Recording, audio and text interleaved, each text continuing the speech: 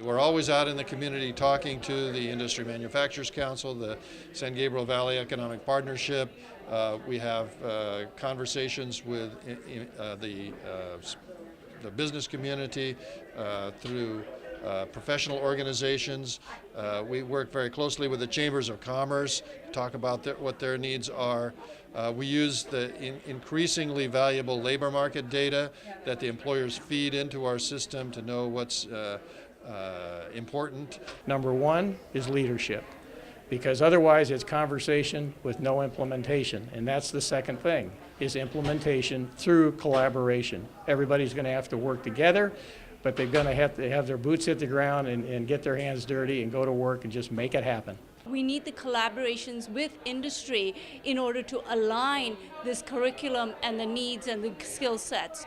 And Mount SAC has done actually a very good job in that, where we are having competitions for students where industry is coming and becoming judges. So they are exposing their skill sets to these judges and the industry coming in. San Gabriel Valley is composed of quite a few diversity businesses out there, and my question to them is, how do you continue to reach out to this diverse group of ethnic first-generation diversity community and be able to offer help to those communities? Some of those communities and stuff are predominantly small business, and we also have, on the other hand, EB5 investors are planning to to place their business in California. In the current economy, people who have experience have a leg up. I mean, experience in the job being applied for, and so the colleges and employers need to work together to figure out how to give those who don't have the experience through internships, work study, and such programs. I'm very concerned that we don't have small business at the table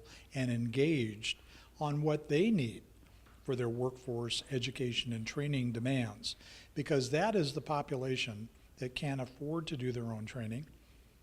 They can't afford to do their own education, and what they need is a workforce that comes to them with skills.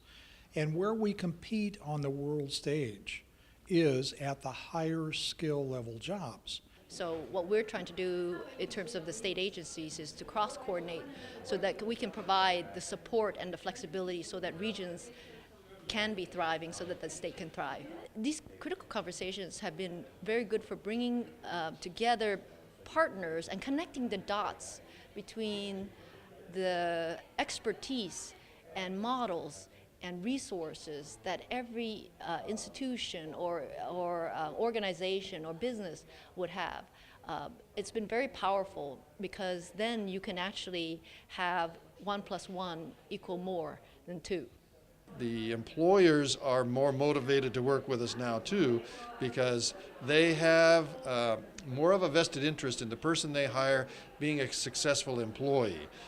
If they hire someone who doesn't work out, the cost to their business is a lot higher than it was in the past, because their margins are a lot thinner, and the ability to attract new businesses is problematic in an economy that's so stagnant right now.